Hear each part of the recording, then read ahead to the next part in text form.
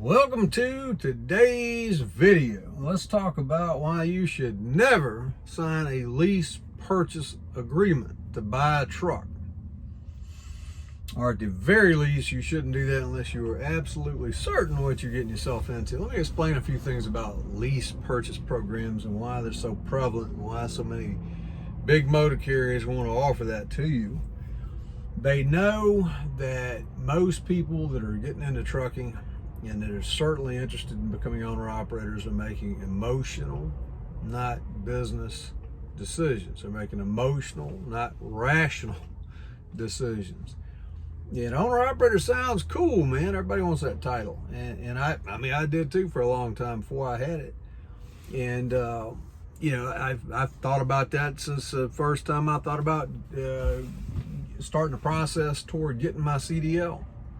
And, it's something that's always been in the back of my mind. Most drivers I've worked with and dealt with over the years have done the same thing. Some of them stayed company drivers for 20, 30 years.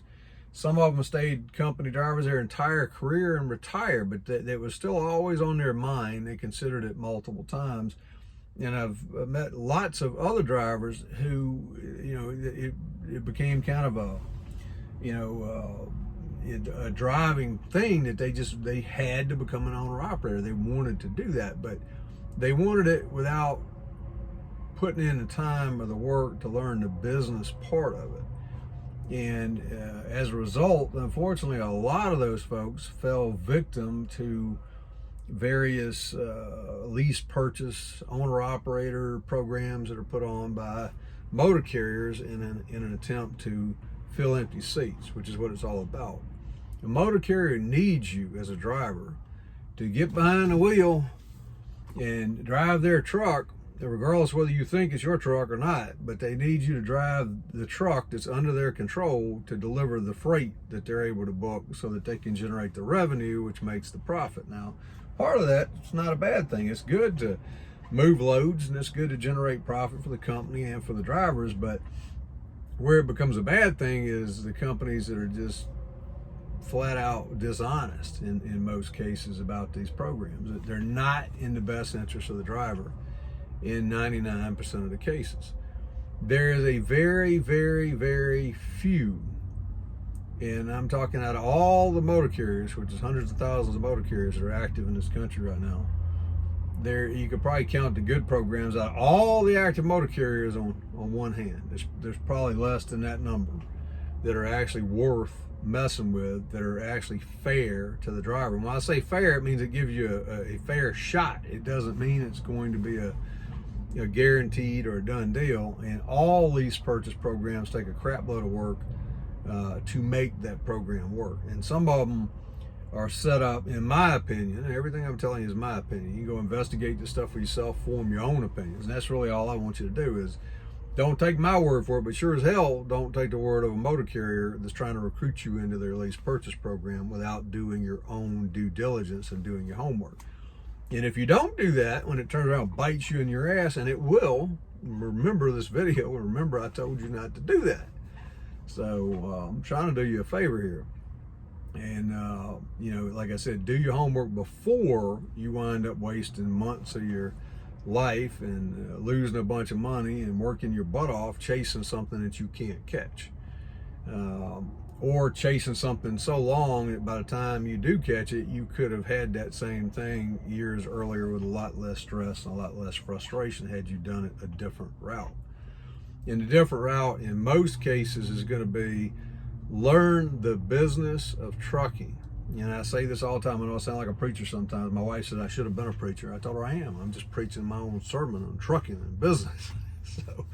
But the thing is that you need to clearly understand that there is a distinct difference between being a trucking business owner and being a truck driver. They are two completely, totally different skill sets. And I've talked about that in a lot of videos and a lot of blog posts and online courses and books and all kinds of things. Lots of content that I have out there saying the same. I'm preaching the same sermon over and over again. And that is, if you want to be an owner operator, you have to learn the business part of it as well. and you have to become proficient enough to be effective at being a business owner. You can be a mediocre or even a not so good truck driver, but if you can just get the thing down the road without hitting stuff and get from point A to point B reasonably on time, as a driver, if you have outstanding business skills, you can still be a very profitable owner operator.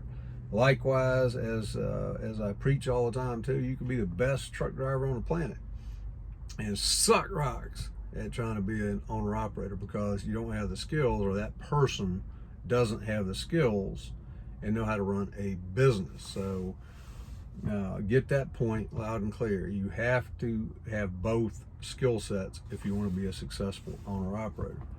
And you also have to be willing to do all the extra work. There's a crap load of extra work when you own your own truck. You have to manage your own maintenance. Even if you're leased on to some kind of company, or God forbid you're in a lease purchase program, whatever, you are still responsible for the cost of the maintenance, the repairs, the upkeep, any improvements you want to do, in a large portion of the other associated costs that go along with it. If you own the truck outright, it's your own truck, you're operating under your own authority, all of that stuff is completely yours all the time. I mean, somebody has to do the paperwork behind the scenes, they have to do the filings, they have to do the admin stuff. There's a ton of things that you have to learn and do, or pay somebody to do. And as I frequently mention too, is that even if you pay somebody, you cannot blindly trust anybody, because if DOT or a lawsuit or anybody else comes knocking and want money from your business, they're going to come after you, not the third party or the vendor or the contractor, or whoever it is that you hired to do your compliance stuff, or whoever it is that you hired to do whatever led to the problem.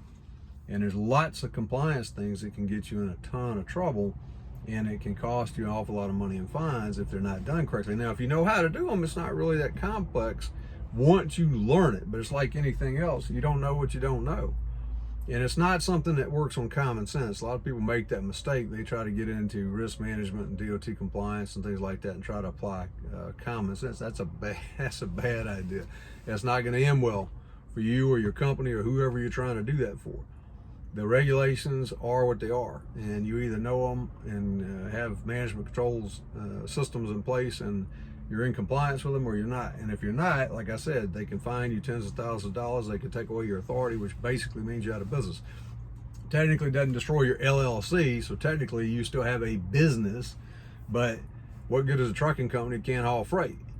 So just something that you need to be very careful about, and that you need to fully understand and be cognizant of, and take that into your decision-making process as you look into these programs. If you do, you just bent and determined to sign off on one of these things, get their contracts, all their paperwork, and then take it home, and then get your reading glasses or your magnifying glass or whatever you need out and study that thing, study every word of it. And if you do not fully understand it, hire a lawyer, or at least hire one of the online lawyers that you can send them an email copy of the stuff, or have them look it over, or have them CB's on, have them tell you what their thoughts and opinions are on that, and so that you know what the risks are and you know what it is that you're about to get yourself into before you sign that thing, and before you commit yourself to something that's going to be very hard to get out of. But typically lease purchase programs, the company is going to maintain control of the truck in a lot of these things. They're not going to let you take it somewhere else, and until you have either refinance it through a normal finance company and you've got your name on that title with a lien on it, but your name on it. But when you're lease purchasing, your name's not on the title. The company that's running the program is on the title, which means they own it.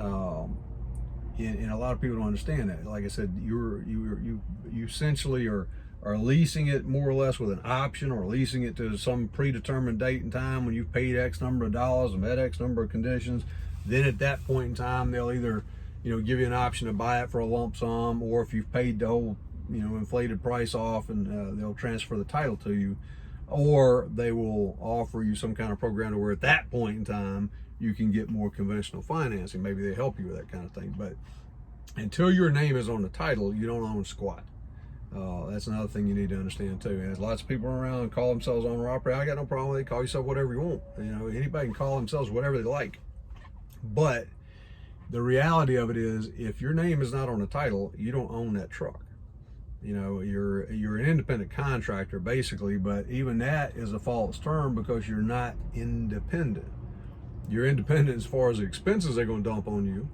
But, you know, again, can you take the truck to another company? Probably not. Can you sign up with Convoy or C.H. Robinson or you know, get your own data account or whatever and book your own loads? They have to go through your motor carrier, but will they even allow you a chance to do that? Can you go out and select, negotiate, and book your own rate, your own loads at your own rates? Probably not. They're probably going to control your freight base. You can get what they give you through them and nobody else. If it's a program like that, typically not a good program. Not for you. It's a great program for them because they have maintained almost complete control over you, just like a company driver. They have transferred most, if not all, of the operating costs and expenses of that truck, including the purchase of that truck, to you. You're paying for all that stuff, yet they still essentially own it and control it. And they get to tell you where to go. And if you don't like that, you could say, you know, the technicality is like, oh, he doesn't have to take the freight. It's not forced dispatch. He's an independent contractor, leased, not leased on, but he's in a lease purchase program, so he can refuse a load. Well, if you refuse a load and you can't get a load from any other source, where's your revenue going to come from? You're not going to have any money. And what's going to happen is those usually weekly payments that they have, or, you know, bi-weekly, monthly, whatever they have it set up, those big payments are going to come due, and you're not going to be able to make those payments, and you're going to start falling behind, and you're going to be in default of your agreement. And for most people, unless you got a rich uncle that's going to wire you some money, or unless you win the lottery, or unless you go get another job doing something else and earn that money real quick and pay that back money off, you're going to wind up losing the truck. They're going to take it back away from you. They'll turn around, wash it, wax it, shine it up, and put the next lease purchase owner operator in that truck. So you know, I'm not telling you not to do that. You do whatever you want to do, but what I want you to do is don't do it uninformed. Don't go out there and waste months, if not years of your life, working your butt off for less money than an entry-level company driver makes. When you do the math and add it up, you would have been better off financially, and you probably had a lot less stress had you just been a highly productive company driver and put your money in the bank and saved your money up until you could either buy your truck outright, or until you have enough of a down payment and you've got your credit squared away. Even if your credit's not squared away, there's ways to fix that too over time. It's not gonna happen overnight, but you can do that over a relatively short period of time. So if your credit's good, or if you fix your credit, you save up a big down payment, you save up operating money, you take courses and classes, and you learn how to run your business, your trucking business successfully, then that's the time, in my opinion, for you to become an owner-operator if you want to do that. And while you're out there running loads as a company driver, and you're sitting at the docks, the shippers, and that kind of stuff, you can do homework, you can do research, you can take online courses, you can read books, you can take my courses, you read my books and manuals and stuff, and join the groups I run for trucking. But I'm not the only one. There's lots of people out there have some good information. Hunt it down and find it and get it and learn it from some source, wherever you get it from. But make sure you know what the heck you're doing before you wind up messing your life up. That's all I'm saying, is just do your homework. But understand, especially if you're a new driver going into this, when you get into orientation, a lot of times they'll hire you as a company driver, but when you get to orientation, then Slick Willie's gonna come in, and he sounds good, or she sounds good. They got the spiel down. They sound like they're your best buddy, best friend, business partner. They're gonna hook you up and help you out, and they're gonna give you the greatest deal on the planet. And they're gonna put you in this nice truck, and all you gotta do is sign some papers, and you can get out there and be an owner operator. So just understand that ain't really how it works. Now, in my opinion, you form your own opinion. In my opinion, you're being hornswoggled into a very crappy deal in 99.999% of the cases. It's not going to end well for you. Now, having said that, there'll be some people that get in the comments or get on other comments, other videos that talk about these things, and they'll say, well, I did that with such and such a company, and I did all right. You know, well, maybe you did, and good for you. If it worked out, that is great. I appreciate that very much. But I would like to see your paperwork, and I would like to do the math compared to what that would have been if you had gone out and done your own thing. Chances are it still cost you an arm and a leg, and maybe 2 arms and a leg by the time that you were through that program. So anyway, just stuff to think about before you go out there and sign off on a lease purchase program. Have a great day. Take care and be safe. I'll talk to you again soon in the next video.